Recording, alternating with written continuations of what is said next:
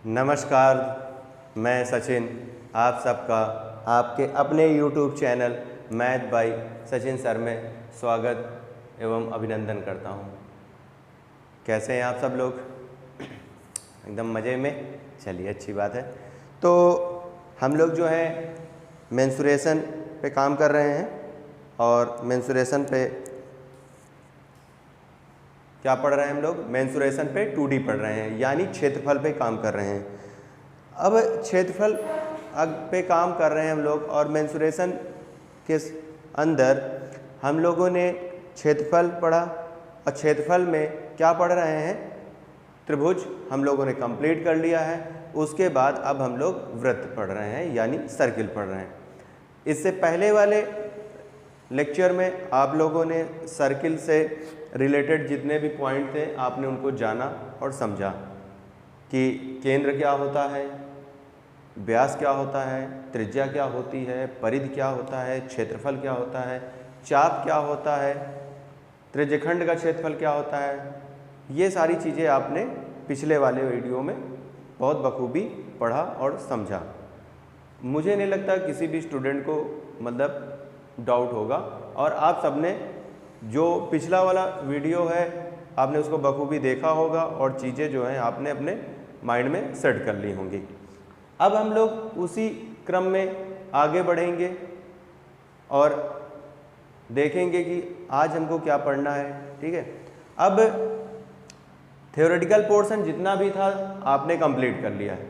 अब आज हम लोग न्यूमेरिकल पोर्शन करेंगे, यानी वृत्त से रिलेटेड, सर्किल से रिलेटेड जो क्वेश्चन होंगे आज हम लोग उन पे फोकस डालेंगे, यानी हम लोग उन्हें सॉल्व करेंगे। ठीक, तो चलिए कुछ पहले पॉइंट हैं उनको समझ लेते हैं। ये चीज़ अगर आपके माइंड में रहेगा, जो मैं अभी बताने जा रहा हूँ ये मोस्ट इंपॉर्टेंट है, एग्जाम के पॉइंट ऑफ व्यू से बहुत ही इंपॉर्टेंट है। और इससे क्या होगा, आपका जो कैलकुलेशन होगा 50% रिड्यूस हो जाएगा अगर ये चीज़ आप अपने माइंड में रखेंगे तो। ठीक, अब जैसे कि दो ही चीज़ मोस्टली ज़्यादातर सर्किल में पूछा जाता है, या तो आपसे एरिया पूछेगा, या तो उसका परिधि पूछेगा, या त्रिज्यखंड का क्षेत्रफल, यानी क्षेत्रफल और परिधि के बीच में ही आपका जो वृत्त है वो घूमेगा। अब अगर हम आपसे कहें, आपने क्या पढ़ा था कि वृत्त का जो क्षेत्रफल होता है, वृत्त का क्षेत्रफल क्या पढ़ा था आपने? पाई आर स्क्वायर, और जो वृत्त की परिधि है इसके बारे में क्या जाना था कि ये 2 पाई आर होता है। क्या होता है? 2 पाई आर। अब बात को समझिएगा कि त्रिज्या, ये बहुत ही इंपॉर्टेंट है एग्जाम के पॉइंट ऑफ व्यू से। त्रिज्या दिया रहेगा, क्षेत्रफल कहेगा जो कि पाई आर स्क्वायर होता है। फिर आपसे क्या परिधि क्या जिक्र करेगा कि परिधि बताइए, परिधि क्या होता है? 2 पाई आर। यहाँ तक में किसी को कोई दिक्कत? क्लियर है? मतलब आप जानते हैं त्रिज्या, क्षेत्रफल निकालने के लिए त्रिज्या होना बहुत ज़रूरी है और परिधि निकालने के लिए हमारे पास त्रिज्या होना बहुत ज़रूरी है। ठीक, अब एग्जामिनर जो है ज़्यादातर जो क्वेश्चन आपको देता है वो 7 के मल्टीपल पे देता है। किसके मल्टीपल पे? 7 के मल्टीपल पे। इस चीज़ को अगर आपने जान लिया, समझ लिया कि ज़्यादातर क्वेश्चन जो भी वृत्त के आते हैं वो 7 के मल्टीपल पे आते हैं, तो आप देख के तुरंत क्वेश्चन के आंसर दे देंगे। बहुत रेयर केस में ही होता है कि डिजिट चेंज हो। अब हम कहेंगे कि अगर त्रिज्या जो है 7 हो तो क्षेत्रफल कितना होगा? देखिए, पाई का मान मैंने 22/7 कहा था, 7 × 7 1 कट जाएगा, तो यानी ये बनता है 154। कितना बनता है? 100। यानी यहाँ से हमने जाना कि जब वृत्त की त्रिज्या 7 होगी तो उसका जो क्षेत्रफल होगा 154 होगा। परिधि के बारे में बात करें तो 2 × 22/7 × 7, यानी परिधि जो होगी हमारी वो कितनी होगी? 44। तो इस बात को ध्यान रखना है कि जब वृत्त की त्रिज्या 7 होगी तो क्षेत्रफल 154 होगा और परिधि 44 होगी। ठीक, अब अगर हम कहें कि जो वृत्त की त्रिज्या है वो कितना हो जाए? 14। तो देखिए 14 जो है 7 का दुगना हो रहा है, तो जब 7 का दुगना होगा तो जो क्षेत्रफल होगा वो 4 गुना हो जाएगा। क्यों?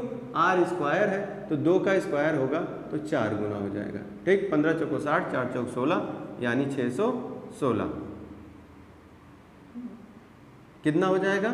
616। क्लियर हो गया? 616। अब जो परिधि होगी वो कितना? 44, त्रिज्या दुगनी हुई तो ये कितना हो जाएगा? 88। क्लियर है यहाँ तक में? ठीक। अब अगर हमने कहा कि त्रिज्या 21 हो जाए तो यानी ये कितना हो जाएगा? 7 त्रिक 21, 3 हो गया तो यानी 154। 3 का स्क्वायर करिए, कितना हो गया? 9। अब चलिए तो 9 चौक 36 के 6 हासिल आया 3, 9 पचे 45, 3 48 के 8 हासिल आया 4, 9 का 9 4 13। तो कितना हो जाएगा? 1386 हो जाएगा। और परिधि कितना हो जाएगा? 44 गुणे 3 कितना हो जाएगा? 3 चौक 12, 3 चौक 12 1 13। यानी ये इसी तरह से क्रम चलता रहेगा, ये इस तरह से क्रम आपका चलता रहेगा। ठीक, तो यहाँ से आपने जाना कि जब 7 के मल्टीपल पे अगर कोई चीज़ बैठी होगी तो जब उसका क्षेत्रफल पूछेगा, वृत्त का क्षेत्रफल, तो हमारा क्षेत्रफल होगा 154 और परिधि कितनी होगी? 44। जब त्रिज्या को दुगना करेगा तो क्षेत्रफल हमारा 4 गुना होगा और परिधि हमारी दुगनी हो जाएगी। जब त्रिज्या को तिगुना करेगा तो क्षेत्रफल हमारा 9 गुना से बढ़ेगा और परिधि हमारी 3 गुना से बढ़ेगी। ये बात क्लियर है? ठीक। अगर ये बात आपको क्लियर है जो मैंने अभी बताया तो आपको एग्जाम में बहुत ही हेल्पफुल रहेगा। ये मैंने कहा कि ये एग्जाम के पॉइंट ऑफ व्यू से बहुत ही इंपॉर्टेंट है और आपका जो कैलकुलेशन है वो 50% रिड्यूस हो जाएगा, यानी 50% कैलकुलेशन ही खत्म। अब बताइए अगर 50% कैलकुलेशन ही खत्म हो जाए तो हमारे लिए क्या हो जाएगा? बर्डन कम हो जाएगा और हम अच्छा क्या करेंगे? बेटर करेंगे वहाँ पर, यानी अच्छा परफॉर्म करेंगे। ठीक, चले तो ये चीज़ अब आपने क्लियर कर ली। तो अब इसके बाद हम लोग क्वेश्चन की तरफ बढ़ेंगे। देखते हैं क्वेश्चन जो है किस टाइप के आते हैं और उन्हें सॉल्व करेंगे। चलिए तो क्वेश्चनों की तरफ बढ़ा जाए।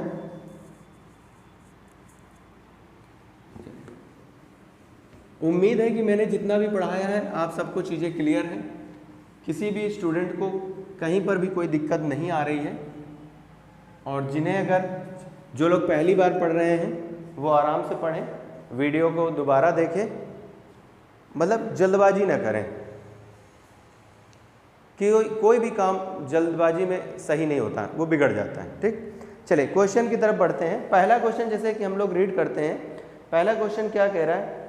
किसी वृत्त का क्षेत्रफल 1386 वर्ग मीटर है, इसकी परिधि बताइए। मतलब कह रहा है कि एक वृत्त है जो इसका क्षेत्रफल है 1386 वर्ग मीटर स्क्वायर है, तो इसकी परिधि बताइए, इस वृत्त की परिधि क्या होगी। ठीक, अब देखिए अगर इसको आप सॉल्व करते हैं, अगर इसे आप सॉल्व करते हैं तो सॉल्व करने में आप कहेंगे कि वृत्त का क्षेत्रफल होता है pi r square. Pi r square, तो पाई की वैल्यू 22/7, आर स्क्वायर बराबर 1386, यही कहेंगे। फिर आप कहेंगे कि आर स्क्वायर बराबर 1386 गुणे 7/22। अब आप इसको क्या करेंगे? 11 से डिवाइड करेंगे, तो 11 दूना 22, 11 एक नम 11, कितना बचा? 2, 28, 11 दूना 22, 6, 11 छक्का 66। क्लियर हो गया? फिर आप इसको 2 से काटेंगे, फिर आप कहेंगे 2 छाक 12, 2 तेही 6। क्लियर? तो यहाँ से आप कहेंगे कि आर स्क्वायर बराबर 63 गुणे 7। अब मैं 63 के अगर फैक्टर कर लूँ तो 963 हो जाएगा। तो आर बराबर √9 गुणे 7 गुणे 7। यहाँ से 9 का वर्गमूल 3 आएगा और ये 2 7 से 1 7 आएगा। तो आप कहेंगे कि जो त्रिज्या है वो कितनी आ गई? 21 सेंटीमीटर। यानी जो त्रिज्या है इस वृत्त की वो कितनी है? 21 मीटर। मैंने कहा था कुछ भी अगर आपसे पूछेगा, अगर क्षेत्रफल पूछ रहा है या परिधि पूछ रहा है, तो सबसे पहला काम आपका होता है कि उसकी त्रिज्या ज्ञात करना कि उसकी त्रिज्या है कितनी।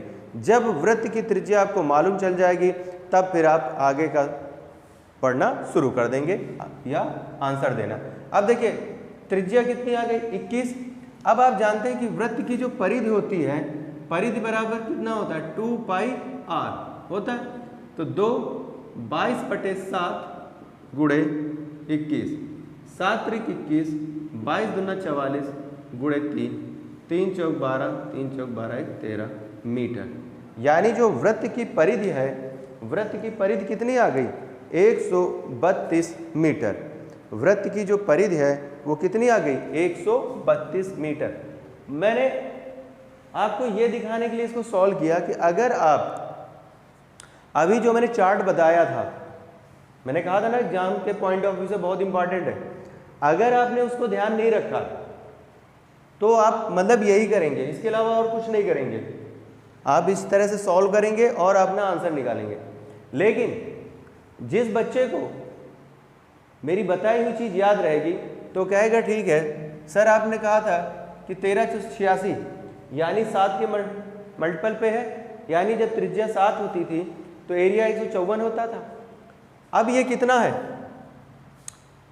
1386 किस में आ रहा था 7 त्रिक 21 यानी 154 का 9 गुना। जब 154 का 9 गुना कहेंगे तो हम कहेंगे 15 9 या 135 यानी 1350 से ऊपर जाएगा। तुरंत आइडिया लग गया। जैसे हमने कहा तो हमने कहा त्रिज्या सर कितनी है 21 है। अगर त्रिज्या 21 है तो परिमाप कितना होगा 44 का 3 गुना होगा। डायरेक्ट हम बोलेंगे 132 मीटर। जो अभी मैंने चार्ट आपको बनाया था, मैंने कहा था एग्जाम के पॉइंट ऑफ व्यू से बहुत इंपॉर्टेंट। अगर वो चीज़ आपको ध्यान है, मैंने यही पहले भी बोला, अगर उस चीज़ को आपने ध्यान में रखा, आपने अपने माइंड में सेट कर रखा, तो आपका कैलकुलेशन मैंने कहा 50% खत्म हो जाएगा। अब देखिए इसी क्वेश्चन में ही देख लीजिए, चीज़ें दिख रही होंगी आपको कि आप इतना सॉल्व करना चाहते हैं कि एक लाइन में उसको फिनिश करना चाहते हैं। डिपेंड अब आप पे करता है। ठीक, चलिए नेक्स्ट क्वेश्चन की तरफ बढ़ते हैं। देखिए जितना मैं कहता हूं कि ये चीज़ आप मतलब अपने माइंड में सेट कर लीजिए तो समझिए कि आप उसको मतलब एकदम गांठ बांध लीजिए, क्योंकि वो कहीं ना कहीं आपको ज़रूर हेल्पफुल होगी। और एक टीचर जो होता है वो जो कहता है उसको ज़रूर माना करिए, क्योंकि टीचर जो होता है बहुत, जो भी टीचर हो आप जिससे भी पढ़ें, सब टीचर अच्छे होते हैं, कोई ख़राब नहीं होता है। बस आपका नज़रिया होता है कि आपके का टून किससे मिलता है, आपका तालमेल किससे ज़्यादा अच्छा बैठ रहा है, आप उससे सब कोई अपने अपने हिसाब से पढ़ता रहता है। लेकिन कोई भी टीचर अपने स्टूडेंट को कभी भी गलत गाइड नहीं करता। तो इसलिए जो भी टीचर बोले, आपकी फैकल्टी जो भी कहा करे, आप लोग उसे माना करिए। चलिए नेक्स्ट क्वेश्चन की तरफ बढ़े। नेक्स्ट क्वेश्चन रीड करिए। नेक्स्ट क्वेश्चन कह रहा है यदि एक अर्धवृत्त का परिमाप 36 सेंटीमीटर है तो इसका क्षेत्रफल ज्ञात करें। अब कह रहा है एक अर्ध परिमाप। अर्ध परिमाप क्या होता है, मैंने कल पढ़ाया था। अर्ध परिमाप यानी वृत्त का आधा हिस्सा। ठीक, कह रहा है एक अर्ध परिमाप, यदि एक अर्धवृत्त का परिमाप 36 है, यानी इसका जो परिमाप है वो कितना है 36 कितना है सेंटीमीटर, 36 सेंटीमीटर। पूछ क्या रहा है आपसे, इसका क्षेत्रफल पूछ रहा है, यानी एरिया पूछ रहा है क्या। क्लियर। अब इस वृत्त का जो परिमाप है मैंने क्या पढ़ाया था, ये यानी मैंने कहा था पाई आर। कहाँ से, इस बिंदु से इस बिंदु तक कितना होगा पाई आर, और यहाँ से यहाँ तक की जो रेखा होगी वो कितनी होगी 2r, क्योंकि ये व्यास होगा। अब अगर हम इन दोनों को जोड़ दें तो परिमाप बराबर क्या मैंने पढ़ाया था कल, परिमाप बराबर पाई आर प्लस का 2r। r मैंने कहा था कॉमन ले लीजिए तो पाई प्लस 2, यही पढ़ाया था। अच्छा, पाई की वैल्यू आपको पता है कितना होता है 22/7। परिमाप कितना दे रखा है 36, 36r 22/7 प्लस का 2। तो यहाँ से आपने कहा कि 36 बराबर r, 7 दून 14, 14 और कितना 22 जोड़ेंगे तो 36 हो जाएगा, 36/7। ये बात समझ में आई। मैं यहाँ लिख देता हूँ कि 36 बराबर r, 22 प्लस 3 गुणा करिए तो 7 दून 14/7। ठीक, अब क्या होगा, ये कट जाएगा तो r बराबर कितना आ जाएगा 7। देखिए फिर से त्रिज्या कितनी आ गई 7, त्रिज्या कितनी आ गई 7।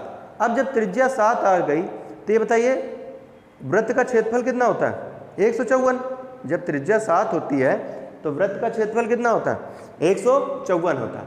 और जब अर्धवृत्त कह रहा है तो एरिया आधा नहीं हो जाएगा, तो 154 का आधा कितना हो जाएगा 77। देखिए निकाल देते हैं। हमने कहा अर्धवृत्त का क्षेत्रफल, अर्धवृत्त का क्षेत्रफल बराबर पाई आर स्क्वायर बाई 2 होता है। वृत्त का क्षेत्रफल पाई आर स्क्वायर, अर्धवृत्त का पाई आर स्क्वायर बाई 2। तो मैंने कहा ये कितना हो गया 1/2 बाहर कर दिया, पाई की वैल्यू 22/7 कर दिया, त्रिज्या 7 × 7। अब देखिए ये 7 से 7 कट जाएगा, ये 11 टाइम, तो कितना आ गया 77 सेंटीमीटर स्क्वायर। बात समझ में आई? तो जैसे ही आपने देखा कि त्रिज्या 7 आ गई, तो जब त्रिज्या 7 आ गई तो जो वृत्त का क्षेत्रफल होता है वो 154 होगा, तो अर्धवृत्त का क्या होगा 154 का आधा। आप तुरंत 154 का आधा जानते हैं कितना होता है 77 होता है। तुरंत आंसर आपके पास। ये बताइए किसी भी बच्चे को कोई दिक्कत नहीं होगी, चीज़ें आपकी क्लियर होंगी? क्लियर है? ठीक, बढ़े आगे। चलिए आगे बढ़ा जाता है नेक्स्ट क्वेश्चन की तरफ। देखिए जितना भी मैं पढ़ा रहा हूँ, इसीलिए मैं कह रहा हूँ कॉपी पेन लेके बैठा करिए और क्वेश्चन बराबर नोट करिए, आप उनका सलूशन लीजिए और फिर बाद में प्रैक्टिस करिए। जितना ज़्यादा आप प्रैक्टिस करेंगे उतना ही ज़्यादा आपकी मैथ इंप्रूव होगी। ठीक, आइए अगले क्वेश्चन की तरफ बढ़ते हैं। नेक्स्ट क्वेश्चन कह रहा है यदि दो वृत्तों के क्षेत्रफल का अनुपात 4:1 है तो उनकी त्रिज्या का अनुपात ज्ञात करें। दो वृत्त हैं, उसने कहा कि दो वृत्त हैं, ये आपके दो वृत्त हैं। ठीक, अब कह रहे हैं इन दो वृत्तों का जो क्षेत्रफल दे रखा है, क्या दे रखा है क्षेत्रफल का अनुपात, मैंने कहा ये A1 है और ये A2 है। ठीक, तो A1 अनुपात A2 आपको कितना दे रखा है बताइए जरा? 4:1 दे रखा है, 4:1।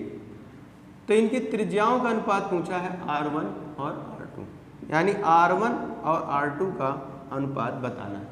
क्वेश्चन समझ में आ गया कि दो वृत्त हैं, उनके क्षेत्रफलों का अनुपात दे रखा है और त्रिज्या का अनुपात आपसे पूछा जा रहा है। तो अब ये बताइए कि क्षेत्रफल कितना होता है? पाई R1 square upon pi R2 square बराबर 4/1। पाई सेम है, कट जाएगा, तो हम यहाँ से कहेंगे कि R1 का स्क्वायर अपॉन R2 का स्क्वायर 4/1। अच्छा, इधर पावर 2 है, पावर अपोजिट साइड जाएगी तो क्या हो जाएगी 1/2, यानी वर्ग में कन्वर्ट हो जाएगा। तो यानी वर्गमूल ले लेंगे, R1 अपॉन R2 बराबर √4/1। तो यहाँ से हम कहेंगे कि R1 अपॉन R2 बराबर 2/1। तो R1 अनुपात R2 बराबर 2:1। बताइए किसी भी बच्चे को कोई दिक्कत? चीज़ें अगर देखिए, अगर आपको चीज़ें क्लियर हैं कि क्षेत्रफल में दोनों में पाई कॉमन होगा तो क्या बचेगा R1 स्क्वायर R2 स्क्वायर, तो यानी वर्ग ही तो लेना है हमको, और 4/1 का वर्ग अगर लेंगे तो 2:1 बनेगा। डायरेक्ट अपना आंसर तैयार है, ऑप्शन पे हम टिक मारेंगे। क्लियर है बात? किसी भी बच्चे को किसी भी पॉइंट में अगर कोई डाउट हो तो बताएं। मुझे नहीं लगता, देखिए इतने आसान तरीके से और इतने आराम से चीज़ें समझाते हैं कि डाउट होना भी नहीं चाहिए, डाउट नहीं होना चाहिए। ठीक, चलिए आगे बढ़ते हैं नेक्स्ट क्वेश्चन की तरफ। नेक्स्ट क्वेश्चन जो है देखते हैं क्या है, रीड किया जाएगा नेक्स्ट क्वेश्चन। आइए देखिए, आपके साथ मेहनत कर रहे हैं तो आप भी जो है ईमानदारी के साथ मेहनत करिए और पढ़िए। आइए नेक्स्ट क्वेश्चन में कह रहा है किसी अर्धवृत्त का परिमाप 36 सेंटीमीटर है तो इसका व्यास क्या होगा। क्वेश्चन कह रहा है कि अर्धवृत्त है, इसका परिमाप 36 सेंटीमीटर है तो इसका व्यास क्या होगा। आइए देखते हैं। तो हमने कहा कि जो अर्ध परिमाप होता है कुछ ऐसा होता है। ठीक, इसका जो परिमाप दे रखा है 36 दे रखा है तो इसका व्यास पूछ रहा है, यानी डायमीटर पूछ रहा है। ठीक, यानी किसके बराबर होता है 2r के बराबर होता है। क्लियर है? आइए, तो यानी हमारा सबसे पहला काम है कि हम त्रिज्या निकालें। त्रिज्या को अगर दुगना कर दें तो व्यास बन जाएगा। ठीक, तो हमने कहा परिमाप बराबर क्या जानते हैं आप? परिमाप बराबर, अभी मैंने बताया था ये क्या होता है पाई आर और ये पूरा क्या होता है 2r होता है।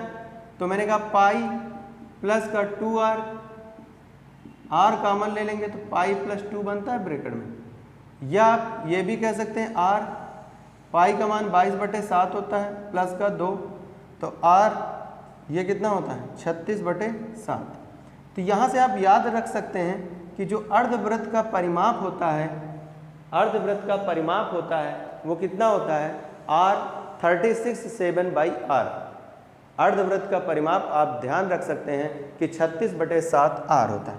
परिमाप की वैल्यू आपको दे रखा है कितना 36, तो आप लिख सकते हैं 36/7। यहाँ से कट जाएगा r बराबर कितना आ जाएगा 7। यानी जब आपको त्रिज्या मालूम चल गई कि त्रिज्या 7 आ गई, तो आपको ये भी मालूम है कि व्यास जो होता है त्रिज्या का दुगना होता है d बराबर 2r। तो आप कहेंगे d = 2 × 7 = 14 सेंटीमीटर। यानी आपका आंसर आ गया 14 सेंटीमीटर। तो यानी अर्धवृत्त का परिमाप जो होता है वो आप कह सकते हैं कि 36/7 × r होता है, और r हमने यहाँ से निकाल लिया 7, तो जो इसकी त्रिज्या है 7, तो व्यास कितना होगा, व्यास जो होगा 14 सेंटीमीटर। बताइए किसी को कोई दिक्कत नहीं, क्लियर है सब, कोई समस्या नहीं होनी चाहिए, होनी भी नहीं चाहिए कहीं पर भी किसी को भी। चलिए नेक्स्ट क्वेश्चन की तरफ बढ़ते हैं। देखिए मैंने आपसे कहा था कि मैं चैप्टर वाइज पढ़ाऊंगा और बहुत अच्छे से पढ़ाऊंगा चीज़ें, और मैं पढ़ा भी रहा हूँ। जितना कमिटमेंट मैंने किया वो मैं पूरा कर रहा हूँ। अब आपकी बारी है कि जो मैंने आपसे कहा आप पूरा करिए। वीडियो को ज़्यादा से ज़्यादा फैलाइए, ज़्यादा से ज़्यादा बच्चों तक पहुँचे। जो नए बच्चे हैं वो सब्सक्राइब करें, और जो पुराने बच्चे हैं वो नए बच्चों तक जो है इसका लिंक शेयर करें, चैनल को शेयर करें, जिससे कि ज़्यादा से ज़्यादा लोग जुड़ सकें। अपना जो परिवार है, हम सब एक परिवार के हिस्सा हैं, तो जो अपना परिवार है वो बढ़े, और जब परिवार बढ़ता है तो अच्छा लगता है। यहाँ पर इस प्लेटफॉर्म पे परिवार अगर बढ़ता है तो अच्छा लगता है, बाकी अदर सेंस में मत ले जाइएगा, ठीक है?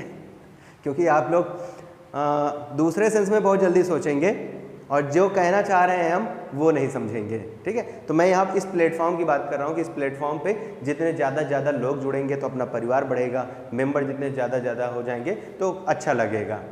इसको दूसरी जगह अप्लाई मत कर लीजिएगा। आइए नेक्स्ट क्वेश्चन कह रहा है एक वृत्त की परिधि और त्रिज्या के बीच अंतर 37 सेंटीमीटर है, उसका व्यास ज्ञात करें। तो एक वृत्त की परिधि, एक वृत्त है उसकी परिधि, चले तो एक वृत्त की जो परिधि है, आपने कहा कि परिधि, वृत्त की परिधि, और क्या कह रहा है, वृत्त की परिधि और त्रिज्या के बीच अंतर, और त्रिज्या के बीच का जो अंतर है वो कितना है 37 सेंटीमीटर है। कितना है 37 सेंटीमीटर है।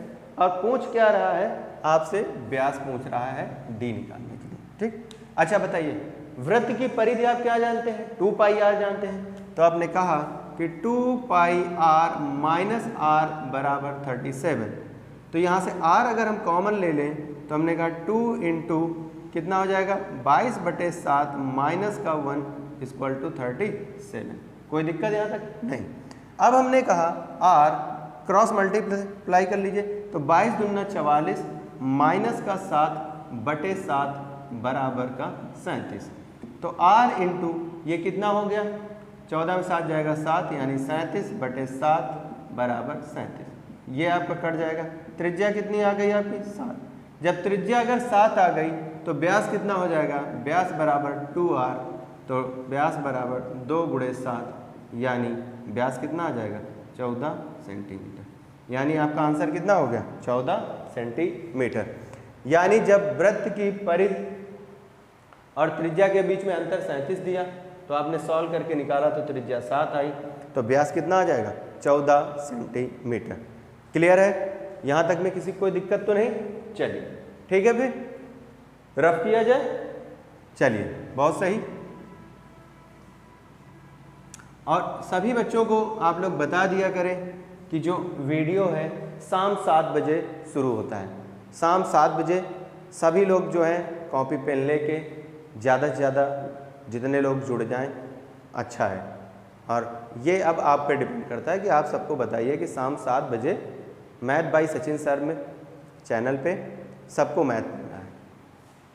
और एक बार पढ़ के देखिए, जब आप पढ़ेंगे तो आपको खुद रियलाइज होगा कि चीज़ें जो हैं आपके लिए सही है। आइए नेक्स्ट क्वेश्चन की तरफ बढ़ते हैं। कह रहा है यदि एक वृत्त की त्रिज्या 14 मीटर है तो इसकी परिधि क्या होगी। एक वृत्त है,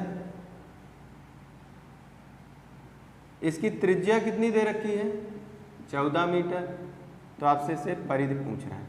देखिए मैं जितने भी क्वेश्चन करा रहा हूं ये सारे एग्जाम में आए हुए हैं, जितने भी क्वेश्चन मैं करा रहा हूं ये सारे एग्जाम में आए हुए हैं, आपके एग्जाम में पूछे गए हैं।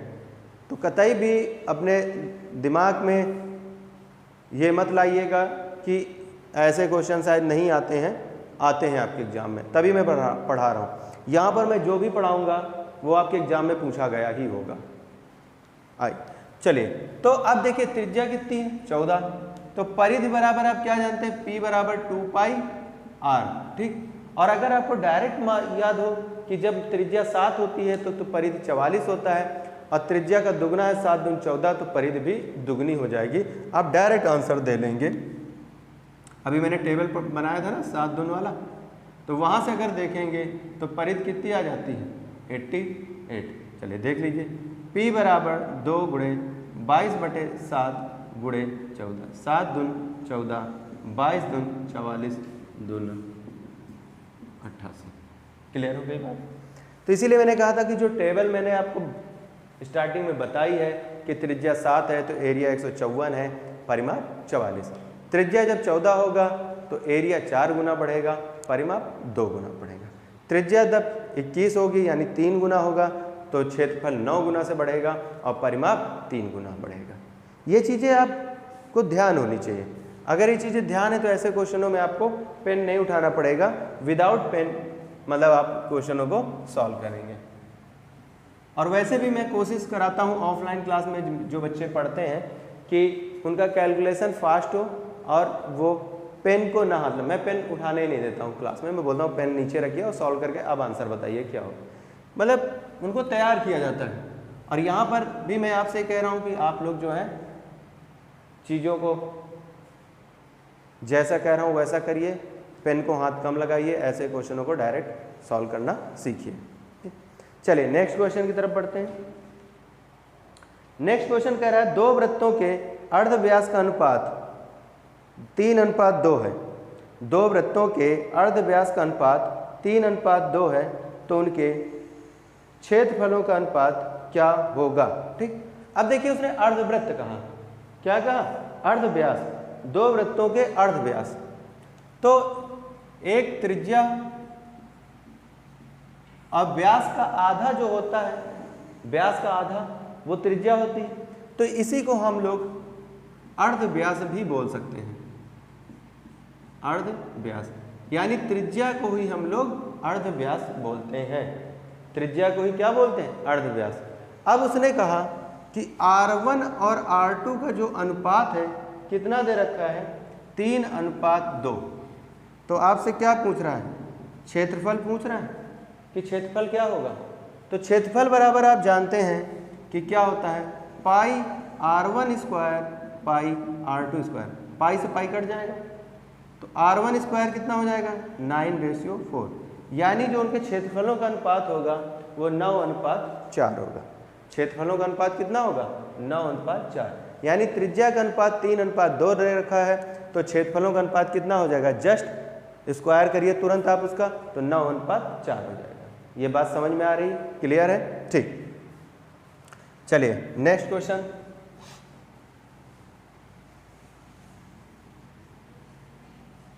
आइए नेक्स्ट क्वेश्चन देखते हैं। नेक्स्ट क्वेश्चन में कह रहा है एक गोलाकार क्षेत्र का क्षेत्रफल 616 वर्ग किलोमीटर है। यानी एक गोल मैदान है, उसका जो एरिया है, क्षेत्रफल दे रखा है 616 वर्ग किलोमीटर। 22 किलोमीटर प्रति घंटे की रफ्तार से बाहर चक्कर लगाने में कितना समय लगेगा। ठीक, क्वेश्चन रीड कर लिया, समझिए। ये गोलाकार मैदान है, इसका जो क्षेत्रफल दे रखा है, इसका क्षेत्रफल, इस गोलाकार मैदान का जो क्षेत्रफल दे रखा है 616 किलोमीटर स्क्वायर, और एक व्यक्ति है जो इस पे दौड़ रहा है 22 किलोमीटर प्रति घंटे की रफ्तार से। अगर इसने इस बिंदु से शुरू किया और यहीं पर आके फिर से रुके, जिस पॉइंट से वो दौड़ना शुरू किया उसी पॉइंट पर आकर रुके, तो उसको एक पूरा कंप्लीट चक्कर लगाने में कितना समय लगेगा, ये आपसे पूछा जा रहा है। ठीक, अच्छा ये बताइए, ये जो दौड़ रहा है ये गोलाकार मैदान के किनारे किनारे ही तो दौड़ेगा, जहां पर मतलब एक ट्रैक बना होगा या पैदल पथ रास्ता बना होगा, दौड़ने का ट्रैक होगा, तो वो गोलाकार मैदान के किनारे किनारे दौड़ेगा। और जब किनारे किनारे अगर दौड़ रहा होगा तो क्या वो परिधि का काम नहीं करेगा? और जब परिधि का काम कर रहा होगा तो हमको सबसे पहले क्या मालूम करना पड़ेगा? त्रिज्या। क्षेत्रफल दे रखा है, त्रिज्या मालूम करेंगे। जब त्रिज्या मालूम हो जाएगी तो हम परिधि भी निकाल लेंगे और फिर उसके बाद हम बता देंगे कि, लेकिन इतना सब करने से अच्छा है कि मैंने जो आपको बता रखा है स्टार्टिंग में कि ये बताइए जो 6 से 16 है ये किसके एरिया में आएगा? जब रेडियस कितनी होगी त्रिज्या आपकी? 14। जब त्रिज्या आपकी 14 होगी तो क्षेत्रफल कितना होता है? 616। और परिमाप कितना होता है? 44 का जस्ट डबल यानी 88। यानी आपको तुरंत पता चल जाएगा कि ये जो पैदल पथ है जिस पे वो दौड़ रहा है उसका जो दौड़ने वाला जो मार्ग है उसकी जो डिस्टेंस है वो 88 किलोमीटर है। बिना सॉल्व किए तुरंत आ गया। और जैसे ही कहेंगे आप 22 की स्पीड से दौड़ रहा है, 88 किलोमीटर जाना है, तो 4 घंटे नहीं लगेंगे, सिर्फ 4 घंटे, तुरंत सॉल्व हो गया, पेन उठाना ही नहीं। जब आपको ये चीज़ मालूम होगी जैसे मैंने कहा, तब नहीं मालूम होगी तो आप इसको सॉल्व करेंगे। अब सॉल्व करेंगे तो वो देखिए कैसे करेंगे। फिर आप कहेंगे कि area equal to pi r square होता है। एरिया दे रखा है 616 बराबर 22/7 गुणे आर स्क्वायर। फिर आप कहेंगे कि आर स्क्वायर बराबर 616 गुणे 7/22। 11 से डिवाइड करें, 11 दूना 22, 11 पचे 55, 11 छक्का 66, ये कितना हो जाएगा? 28। 28 दूना 56। तो आप कहेंगे कि आर स्क्वायर बराबर, इसको तोड़ लीजिए, 4 सते 28 गुणे का 7। फिर आप कहेंगे कि r बराबर अंडर रूट 4 गुणे 7 गुणे 7। तो r बराबर 2 गुणे 7 यानी 14। देखिए त्रिज्या 14 आ गई। यही चीज़ तो मैं बता रहा था, चार्ट मैंने जो आपको स्टार्टिंग में बताया था उसमें यही तो पढ़ाया था कि जब त्रिज्या 7 होती तो एरिया 154 होता है। जब त्रिज्या 14 होगी यानी 7 का दुगना होगा तो एरिया 4 गुना से बढ़ेगा, तो ये कितना हो जाता है? 616।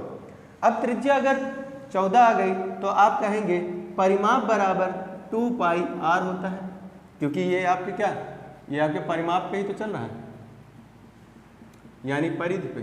ठीक, परिधि, तो यहाँ से परिधि निकालेंगे 2 गुणे 22/7 गुणे का 14। 7 दून 14, तो कितना हो गया? 44 गुणे 2, 88 किलोमीटर। यही बात तो मैंने बोली थी कि परिधि यानी उसकी कितनी है? 88 किलोमीटर। अब आप जानते हैं कि अगर समय निकालना हो तो चाल बराबर दूरी बटे समय से, तो समय बराबर दूरी बटे चाल, समय बराबर दूरी बटे चाल। चाल बराबर दूरी बटे समय जानते हैं कि नहीं? ठीक, और समय बराबर दूरी बटे चाल। तो यहाँ से आप कहेंगे समय बराबर दूरी कितनी है? 88, 22 कितना जाएगा? 4 टाइम्स। तो यानी उसको कितना समय लगेगा? 4 घंटे का समय लगेगा। उसे कितना समय लगेगा? 4 घंटे का समय। अब देखिए सॉल्विंग में आपको इस तरह से करना पड़ेगा और इतना समय देना पड़ेगा सॉल्व करने के लिए, लेकिन अगर मेरी कही हुई बात ध्यान रहेगी तो आपको तुरंत मालूम चल जाएगा कि इसका जो परिधि है वो 88 किलोमीटर डायरेक्ट देख के मालूम चलेगा। और जैसे आपने कहा कि परिधि 88 आ गई यानी डिस्टेंस 88 है, स्पीड 22 है, तो 4 घंटे लेगा इसको कवर करने में। तुरंत ऑप्शन को टिक करेंगे। सिर्फ मुश्किल से 2 से 3 सेकंड का समय लगेगा, इससे ज़्यादा नहीं लगेगा। सॉल्व करने में आपको कितना समय लगेगा ये आप पे डिपेंड करता है। ठीक है, समझ में आया? तो ठीक है, चलिए यहीं तक रखते हैं। इसके आगे के जो वीडियो हैं हम लोग देखते हैं, फिर से आगे के जो क्वेश्चन होंगे नेक्स्ट वीडियो में करेंगे। आज यहीं तक करेंगे, इसके बाद फिर जो है इससे ऊपर लेवल के क्वेश्चनों को करेंगे। बेसिक एकदम मैंने एकदम बेसिक से शुरू कर रखा है, ट्रायंगल को भी, त्रिभुज को भी एकदम बेसिक से पढ़ाया था और वृत्त को भी एकदम बेसिक से ही पढ़ा रहा हूँ, जिससे कि हर बच्चे को समझ में आए, हर बच्चे का बेस मजबूत हो। जब नींव मजबूत होगी तो बिल्डिंग तो अपने आप अच्छी खड़ी होगी। ठीक है, ठीक है दोस्तों, अच्छे से पढ़िए, अच्छे से नोट्स बनाइए। मिलते हैं फिर नेक्स्ट वीडियो में। जय हिंद, जय भारत।